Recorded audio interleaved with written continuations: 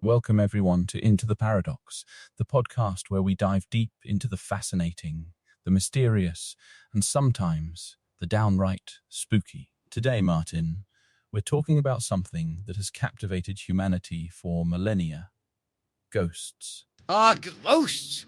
The spectral, the unseen, the unexplained. Peter, I don't think there's a culture on Earth that doesn't have its own rich tapestry of ghost stories, apparitions, and lingering spirits. It's truly a universal phenomenon, isn't it? Absolutely. And what's really intriguing is how these narratives have evolved over time, reflecting our societies, our fears, and our understanding of life and death. Our journey actually begins in the ancient world, thousands of years ago. That's right. You think about ancient Egypt, for example. Their entire belief system was so intertwined with the afterlife. It wasn't just about burial and mummification. It was about ensuring the deceased spirit, their Ka-Anba, could continue their journey. And of course, protecting that journey, often with very explicit warnings about what might happen if you disturbed a tomb. Exactly. Stories abound of spirits that lingered in those elaborate tombs, not just resting peacefully, but actively guarding treasures, or even worse, punishing grave robbers. Imagine the sheer terror of believing you'd face an ancient pharaoh's spectral wrath for disturbing their eternal rest. It's a powerful deterrent, I'll give them that. It really is. And it wasn't just Egypt. The Greeks and Romans, they also had their fair share of ghostly lore. You hear about apparitions haunting crossroads, abandoned buildings, places where tragedy might have struck, or where the veil between worlds felt thinner. Think of the restless dead, the lemurs in Roman mythology, or even the larvae, spirits of the wicked who couldn't find peace. They weren't just benign figures, they were often malevolent, bringing illness or misfortune. It shows that right from the beginning, ghosts weren't always friendly Casper types. No, definitely not. It's interesting how those early stories often tied into religious beliefs or societal norms, right? Like, don't steal from tombs, or respect the dead, or else, you know, the specter as a moral compass in a way. Yeah, exactly. As we move forward in history, we find countless more examples, but the nature of these encounters starts to shift. Fast forward to the medieval period, and we start getting very specific, almost celebrity-level ghosts. Oh, you're talking about the Tower of London, aren't you? The famed ghost of Anne Boleyn.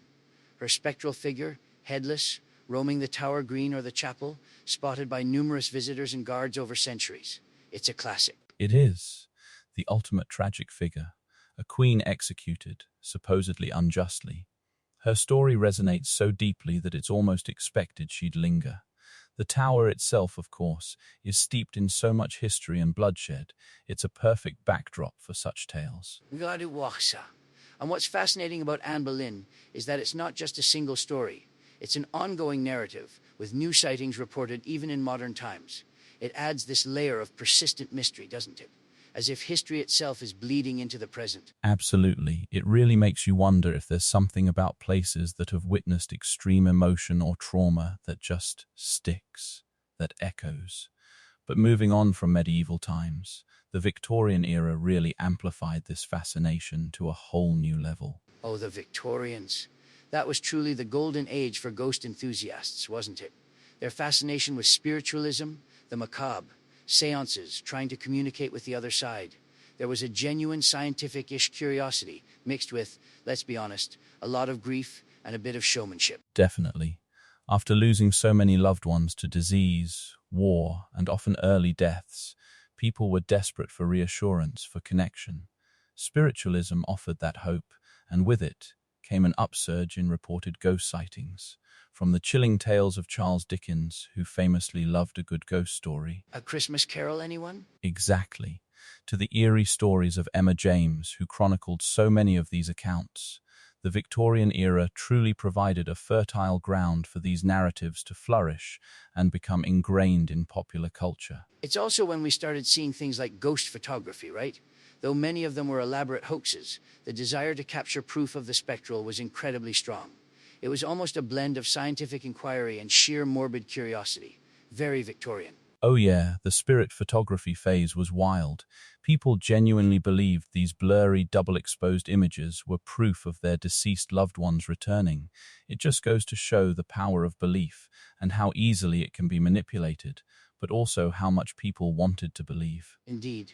And then as we roll into the 20th century, the narrative of ghostly encounters takes a bit of a turn, almost for the bizarre, wouldn't you say?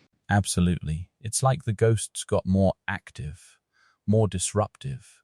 We started hearing more reports of poltergeist activity, the noisy ghost, throwing objects, making sounds, really causing a ruckus, not just a silent apparition, but something interacting physically with the world. Yeah, and remember the spectral figures appearing in photographs, but this time often unintentionally, or in more modern settings. Even tales of ghostly apparitions causing havoc on movie sets became the norm. Hollywood, ever the place for drama, seemed to attract its own share of spectral drama. Like the infamous tale of the ghost of the Pantages Theatre in Hollywood, or even some of the older studio lots being reportedly haunted.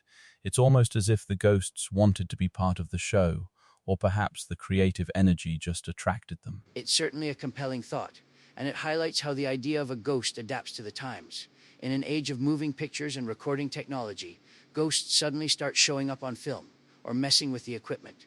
It makes you wonder if they're just reflections of our own anxieties about technology. That's a really interesting point, Martin, and in more recent years, this fascination with the spectral has taken on an even more unique twist, particularly in places like Japan, which has a very rich spiritual tradition to begin with. Ah, yes, the vanishing taxi passengers. This is a genuinely chilling modern phenomenon. Following tragic events like the earthquake and tsunami in 2011, there were widespread reports, particularly from taxi drivers, of encounters with spirits. It's truly unsettling. Drivers would pick up a passenger, often in an area deeply affected by the disaster. The passenger would give an address, sometimes a non-existent one, or a place that was destroyed. They'd have a normal conversation, sometimes somber, sometimes seemingly ordinary. But then, during the ride, or when they arrived at the destination, the passenger would simply vanish, leaving behind startled drivers, an empty seat, and a chilling tale to tell. No payment, just gone. It's not just one or two isolated incidents either. There were numerous, well-documented accounts. Het in major keku breken van Glenakia. And these weren't just folklore. These were real people, modern-day taxi drivers, experiencing something utterly inexplicable. It speaks to the profound trauma of the disaster and perhaps the lingering presence of those who were lost, still trying to get home. It's incredibly poignant, isn't it? It suggests that sometimes ghosts aren't necessarily malevolent or even trying to scare us. Sometimes they're just lost or unfinished or simply want to reach a destination they never could in life. It adds a layer of empathy to the ghost story. That's a beautiful way to look at it. To summarize, then, the narrative of ghostly encounters has really evolved dramatically over the centuries. From the tomb-guarding spirits of ancient Egypt to the vanishing taxi passengers of modern-day Japan, these stories continue to captivate, chill, and intrigue us. They truly do. They serve as a constant reminder of our enduring fascination with the unknown, the unseen, and ultimately the unexplained. No matter how technologically advanced we become, there's always that space for mystery. So, as we close this spectral journey today, Martin, I have to ask the age-old question that everyone secretly wants an answer to. Do ghosts truly exist? Oh, Peter, that's the million-dollar question, isn't it? I think the answer, for most of us, lies firmly in the realm of personal belief and experience. For some, these tales are mere folklore, fascinating myths passed down through generations. They're good stories, nothing more.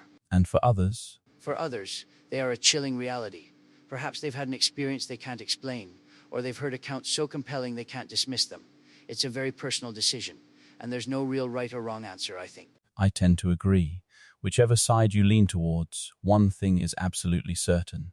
The allure of the ghostly will continue to captivate our collective imagination for generations to come. We just can't seem to shake them. And thank goodness for that, because what would our campfire stories be without them? It's a testament to the human spirit's desire to believe in something beyond the tangible, something that whispers from the shadows. Well said, Martin. And with that, we wrap up another episode of Echoes Through Time. Thank you for joining us on this spectral journey. Stay curious, stay questioning, And maybe keep an eye over your shoulder. You never know who might be listening in. Indeed. Until next time, everyone, keep those spectral tales alive. Goodbye.